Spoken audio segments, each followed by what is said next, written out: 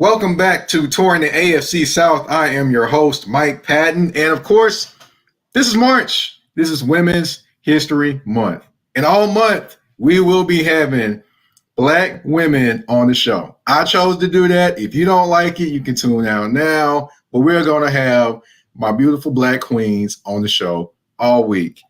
First one up, had to bring her back. Got to do it. Miss Carita Parks. What's going on? Hey, I'm glad to be back. Always a pleasure to join you. This time, no ranting. So, And people still send me comments about that rant. They're like, man, she was feeling it. yo, when I listened to that, I listened to it on my way home when I was driving. I was like, yeah, I went all the way in. I barely took breath. You did. I was like, wow. I was like, wow, man, I made a good choice to let her do this one this week. She had a lot to get off her chest. And I said I wasn't going to be that long. Well, I will say this: the following week, Brandon Galloway, he did ran on the Titans, and he went on for about 17 to 20 minutes. So he yeah, he had a lot. Wow. Was that right after the playoff loss? No, that was I gave him about a week or two to stew on it. Okay, he was still mad though. Yeah, he's going to be mad until the season starts. But, it's either here nor there. We'll get into that or talk about that another time. But we want to talk about you. Can you please let everyone know about your career and what you do? Of course. Well, I do a lot, but We got time. The foundation of it all is my background is in PR. So I'm the owner of Parks PR. That is where I started. And then maybe a couple years into having Parks PR, I started to cross over into sports. And so now I'm a reporter, and that's really taken off. I'm the owner of Double Take Sports, which is my own sports platform. And then I'm also a freelance reporter for various outlets. The 3-Point Conversion, I cover the Washington Commanders. For Sports Journey, I cover the Wizards and the Mystics. And like I said, with my own platform, Double Take Sports, I really focus on any content, sports content that I'm interested in. But I like to do more thought pieces on Double Take Sports and kind of look at things from a different perspective. So that's really who I am. I do sports and PR. Like I said, my career started in PR. I'm originally from Jacksonville, Florida. I went to school for communications, and that's really what I studied. Right out of school, I started working at the World Golf Foundation, which particularly the First Tee, which is their junior golf program. And at the time, it was like more focused on growing the game of golf in diverse communities. And I would say working that particular job really gave me an appreciation for golf. I got to see some things that I probably would have never seen without working at the First Tee. I went to all these nice, beautiful golf courses, the world famous Pebble Beach in California. So it was a really amazing experience. I went to the TPC Sawgrass in Ponte Vedra Beach, Florida, for that tournament where I got to see people like Tiger Woods at the time. So that's just an experience I really, really do appreciate. And then from there, I went to work for a communications agency, and that's where my entrepreneurial spirit kind of sparked up. And that's when I was like, you know what, at some point I want to have my own company. And when I moved to Washington, the Washington, D.C. area from Florida, that is when I started Parks PR, and I began working with all kinds of different clients. My first client actually was Bottom Line Sports Show, which was produced by Kate Hardaway. That was a really great opportunity. I did PR work with Super Bowl and some events, Pro Player Insiders, also Donovan Darius Foundation, NFL Draft. The list really goes on. Black Enterprise, their golf and tennis weekend. So really built my career doing a lot of sports PR. But I also worked with small businesses and entrepreneurs as well. But during that time, like I mentioned, when working for Pro Player Insiders, I was doing PR for them. And that exposed me a little bit more into Super Bowl. That was the event that I was working with them for. And I got to see the reporter side of things. And when I was younger, my aspiration was actually to be in broadcast journalism. So that really brought things full circle. You know, I told the owner that I was interested in doing some writing, and the first event she sent me to was the NFL draft, and the rest has been history. I've really grown in both spaces, and I feel very lucky to have two careers that merge, quite honestly, because I've done a lot of the merging of sports and PR. I speak a lot, do video a lot on topics related to sports, and I put a PR spin on it. So I feel very lucky to have an opportunity to be kind of best of both worlds. Gotcha. And definitely, if you haven't checked out the videos that she does on that Carita does on different sports, different things going on, you're missing out because she definitely gives you a unique angle. And what I will say also is that we were the best team at the Super Bowl in Atlanta. Oh, especially absolutely. on the red carpet. On the red carpet, remember? We did the red carpet at the NFL honors. We tag team. Mike was so unselfish. I will say that. Like, there were interviews. Mike was like, "You want this interview?" You know, and like we really divided and conquered. So we definitely did that. Yeah. Well, Arizona, we back. We back in Arizona. We back. Yes, absolutely. But I'm gonna go from DC. Mm-hmm. And Arizona will talk whatever, talk we've had. We're going to go right back to home, which is Duval and the Jacksonville Jaguars. I know we had to talk about it one good time. What do you think of the coaching hire of Doug Pederson? I'm on the fence about it. So Doug Pederson, he had great success in Philly. And, he showed himself to be a very competent coach. However, I'm always skeptical about another coach or another player duplicating their success with the Jaguars in particular, because I just haven't seen that happen.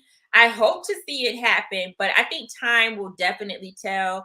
I do believe that based on where the Jaguars are at, just needing to revitalize the fanfare, needing the leadership, I still believe Byron Leftwich would have been the better choice, but I can live with Doug Pederson. He seems to be a stable, some stability at the head coach position.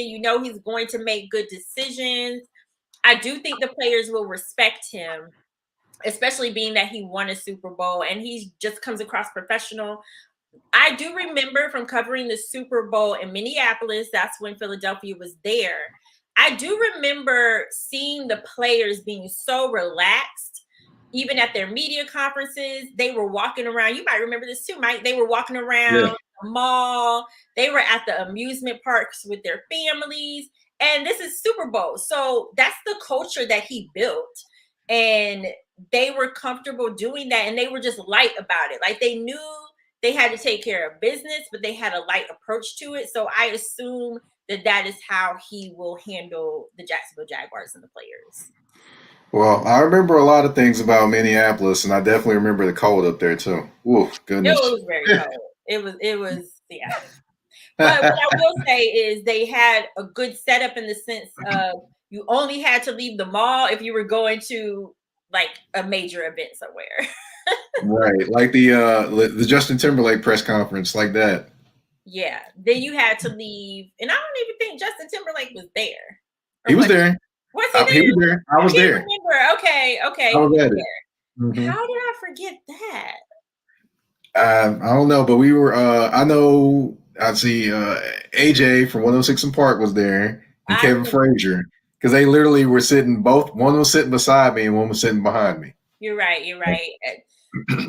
I remember a lot about that trip, but I don't know how I forgot that Justin actually was there. But hey, yeah. I remember AJ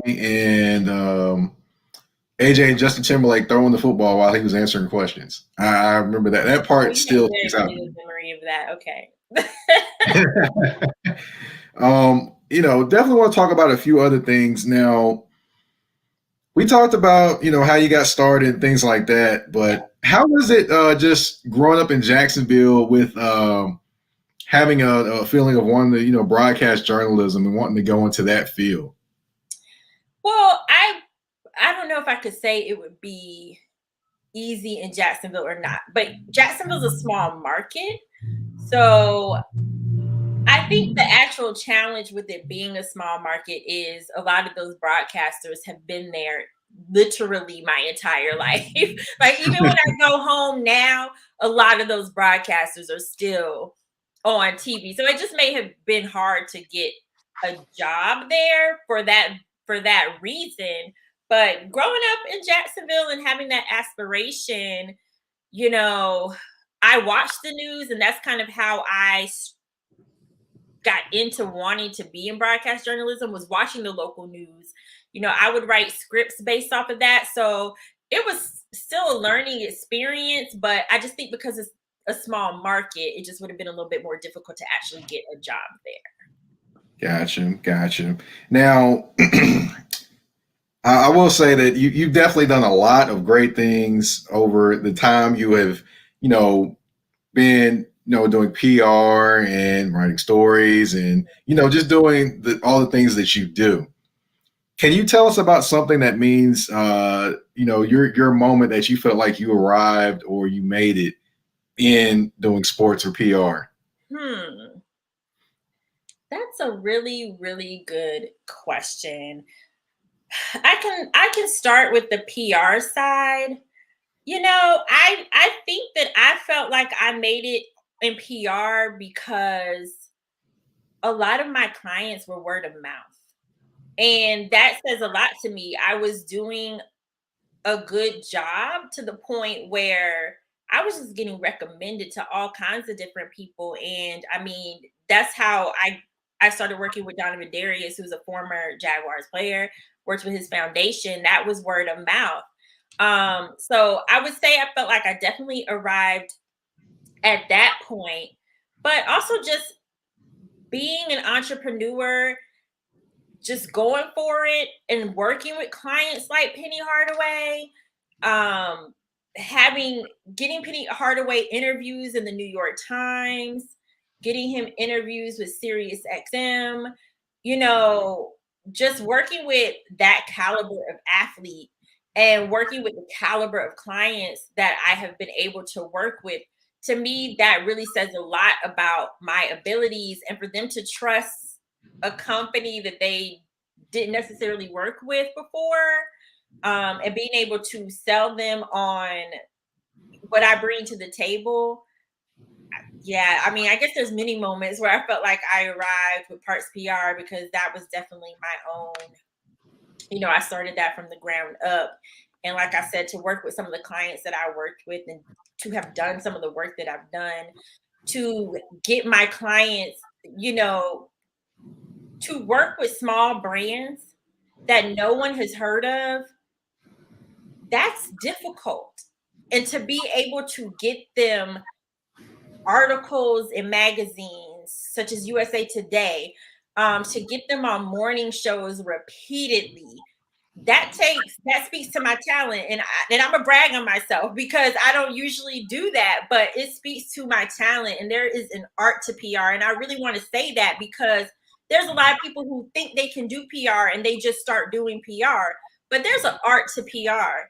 And it takes that knowledge and it takes a certain talent to be able to pitch those media outlets, especially when you're working with, like I said, brands that don't have a name, and to be able to see the results that I have been able to get for them. It really says a lot. Like, it's very satisfying because for that client to go from having no media portfolio to a large media portfolio, it speaks to a lot. Yeah, it's definitely speaks to your talent. Definitely speaks to your talent and your abilities as well. Yeah, thank you so much. And then on the sports side, oh man, I just think that I really felt like I arrived on the sports side just that first NFL draft I covered, because I mean, like I said, that was my first assignment. And to be given that as your first assignment, especially starting out as a reporter, that's when I knew I had to take advantage of the opportunity. And I really went from I mean, I just locked in immediately. And from there, I just kept going, multiple Super Bowls, other NFL drafts, other events, now covering teams locally. But I really feel like that first event, the NFL draft, it just really showed me like, hey, this is possible and you can make something out of this. And I really feel like from there, I just kept going. Well, it's definitely sounds like you've definitely locked in and definitely shown everyone that your talents not only belong in one place or another, but you're not one person to fit in a box. You're definitely creating your own routes and creating your own avenues. I want to play a little game. Okay. I'm gonna give you two choices. Okay. I'm gonna need you to pick one. I'm ready. Let's do it. All right, I got 5 of them. All right. Football or basketball? Oh man, you're gonna do me like that. Okay. Football. I mean, I love covering basketball and I love basketball, but there is just nothing like the atmosphere of the NFL. I just love football. All right, Jacksonville or DC? Oh, DC. I love Jacksonville, hometown, family. I love the weather. I love being from Florida. I love being a Florida girl, the Floridian. But there's just so many more possibilities in DC. So much to do. My career has grown here way more than it would have grown in Jacksonville. Like I said, there's always something to do. I'm here with with the monuments, the White House. So DC's become home. Gotcha. Okay. I'm a proud Duval girl. All right, you better get that right before they come for you. I'm kidding. I'm kidding. Now I've got another one for you. Beyonce or Janet? I threw you off a little bit with that one, right? I'm gonna go with Janet because she's the original. I love Beyonce. I mean, I think they're different. They bring different things to the table, but I'm gonna go with Janet. I mean, she paved the way for so many artists. That's my choice. All right, I'll never forget Rhythm Nation. But right. Now I've got another one for you. Wale or Plies? Plies all day. Plies. I love Plies. One of my favorite songs, this is gonna show I'm from Florida, is the DJ Khaled, I'm So Hood, because it's all the Florida artists. It's Plies, Rick Ross, you got T-Pain up in there. Love that song, but Plies all day. All right, and last one. Mumbo sauce or hot sauce? Hot sauce, really. I mean, I know mumbo sauce is a DC thing, and it's cool, but I'm not from DC. I'll never be from DC. So hot sauce is good with me. I'm telling everybody. I'm telling a couple people I know and you know. I'm still from the South. It's hot sauce. Now, that ends that question and that this or that moment, I should say. But I have to ask you one other question. Mm-hmm.